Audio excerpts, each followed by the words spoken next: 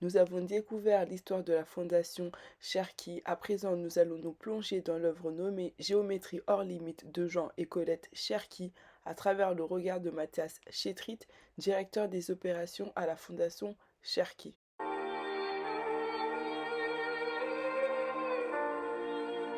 C'est géométrie hors limite, en hommage au mouvement Madi, sortir des limites, sortir du cadre. C'est la définition de ce mouvement artistique. Après, on part sur les œuvres en mouvement, les œuvres cinétiques, qui sont également hors limite, puisqu'on est sur des formats, des techniques qui ne sont pas très conventionnelles, qu'on n'a pas vraiment l'habitude de voir. Donc aujourd'hui, ouais, on est sur d'autres domaines, beaucoup l'Amérique du Sud, forcément, mais aussi maintenant les artistes asiatiques, notamment la fleur qui s'ouvre de l'artiste coréen, les installations ici de l'artiste taïwanais. Ça. Pourquoi à Paris il y a eu un engouement? Parce qu'il y a eu la galerie Denise René qui a fait une super exposition sur le mouvement de Denise René avec le manifeste jaune. C'est pourquoi d'ailleurs on a fait le livre couleur jaune. Un clin d'œil à ça. Toujours dans l'avant-propos, mais cette fois c'est à travers l'interprétation de Jessica Nussenbaum qui dit: à la fin des années 70, Jean Cherki s'est découvert une nouvelle terre d'exploration, l'art contemporain, coup de foudre immédiat, passion dévorante et emballement frénétique reflète le chiffre impressionnant de ces 4000 œuvres dispersées de par le monde. Vous avez fait une interview avec votre grand-père sur un BFM TV. Le journaliste avait mentionné 5000 œuvres et répond à cette question. Oubliez le nombre de milliers, etc. Nous sommes surtout le sponsor d'artistes, c'est ça qui est important. Et c'est des acquisitions auprès d'artistes, auprès de galeries, auprès de salles des ventes. La démarche, elle est de partager une collection qui fait vivre des artistes. J'ai fait la rencontre de Giancarlo Caporici. Il avait expliqué qu'il était même le bras droit de votre grand-père. Complètement. Durante la guerra erano due geometrie, ma alla fine mi sono inventé come se dei tessuti di camouflage, perché nella seconda guerra mondiale avevano fatto les camouflages con les chars armés. Et quando è apparue la guerra, sono resté un peu étonné de ça. L'imagination d'un artiste arrive toujours au-delà de la vérité. J'ai repris un peu, come si dit, les camouflages de l'époque. Alors, però, alla fine, je l'ai adapté avec les pinceaux de graffiti art. Tout dans le monde de l'art, tu cherches de faire les choses plus rapides et plus adaptées à toi-même. J'étais à l'école des Beaux-Arts, déjà quelqu'un qui était doué. Et puis après, j'avais un problème énorme à l'époque, parce que tous les jeux, la jeunesse était morte en guerre. Et moi, mes profs avaient toujours 70, 80. Perciò m'a donné tous les renseignements possibles pour être bien préparé. J'avais 11 ans, dans l'année 50 n'existait rien du tout. Et l'école d'art était intégrée ensemble. Alors j'entrais à 8 heures du matin et sortais à 8 heures de la soirée. Nella soudure, nell'incisione, nella pittura, nell'architettura, nell'histoire de l'art. À 14 ans, déjà pouvais être professeur d'histoire de l'art. C'est quoi votre lien avec la fondation Cherki? J'avais un problème de maison et lui m'a dit: ok, tu trouves subito un accord et tu me donnes les tableaux pour le loyer. Chaque mois, tu me donnes un tableau et così tu payes les tableaux. Ah, j'ai dit ok.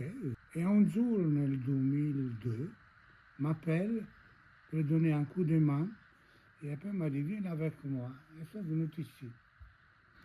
Avait encore le labo médical là-haut, le labo pharmaceutique. Et alors, elle me fait un discours. C'est comme j'étais un artiste contemporain et connaissais tous. Les artistes italiens, les artistes espagnols, les artistes portugais, les sud-américains, tout ça. Alors elle m'a dit: incominciamo a fare una collezione. Elle m'a commencé à l'acheter. Dai miei amis artistes et tout ça. Et comme ça s'est créée la première collection d'art cinétique. Parce que moi, j'étais cinétique avant de l'année 66. Puis était art concrète, puis après était Madi. Vous avez suivi vraiment tous les mouvements depuis le XXe siècle et alors vous êtes au courant donc du De tout. géométrie hors limite. Oui, voilà. C'était justement qui était un pionnier de ça. En France existait la galerie Denis René qui avait sponsorisé tous les artistes sud-américains. C'est la première rencontre dont on se souvient le plus. Ce n'est pas une question d'intimidation, c'est une question de connivence, une utopie à partager. C'est de l'art qui émeut, fascine, déroute, envahit, asphyxie, euphorise. Je pense qu'elle est très, très complète, cette citation. Elle est bien écrite. Et ce qu'elle veut dire, c'est que la première fois qu'elle a rencontré mon grand-père, donc le collectionneur, elle a tout de suite été captivée par son histoire et sa passion pour l'art abstrait. Jean Cherki n'était pas tout seul et il a été accompagné dans l'ombre par Colette et qui l'encourage énormément. Complètement. Effectivement, elle était aussi passionnée que Jean Cherki. On peut le voir dans la page 13 du livre. Il va d'émotion en émotion. Il découvre l'artiste qu'il faut connaître, qu'il faut mettre en lumière. Chef-d'œuvre en chef-d'œuvre, il se défend contre lui-même. C'est comme s'il était totalement dans la recherche de l'art et qu'il ne pouvait plus sortir donc, de ce cheminement. Exactement, c'est ça. C'est une vraie passion. Mais est-ce que vous arrivez à vous délier de l'histoire? Un petit peu, forcément, parce que je connais un petit peu voilà, les coulisses, mais j'essaye un maximum de le parcourir comme quelqu'un de l'extérieur pour pouvoir mieux comprendre le sens. Beaucoup de plaisir de voir comme une sorte de trait d'union entre la science, les mathématiques et l'art. En fait, c'est ce pont entre les deux. J'aime aussi les couleurs vives dans les œuvres et le dynamisme que ça engendre. Mais enfin, surtout cette rencontre entre la science, les mathématiques et l'art contemporain.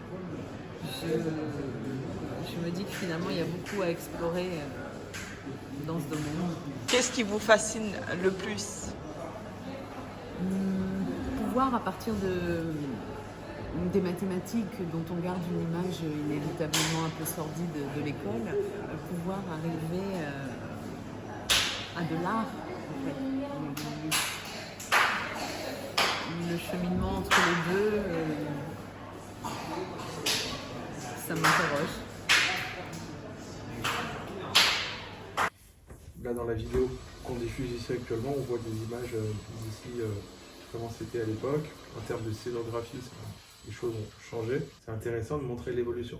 Mais les textes, par contre, qui ont été écrits dans le livre, ils sont toujours d'actualité parce qu'ils ne relatent pas d'une scénographie, mais ils relatent plus de l'histoire, qui est toujours la même, en fait, finalement. Après, on essaye d'écrire l'histoire avec des expositions, des partenariats avec des galeries, du théâtre, de la musique.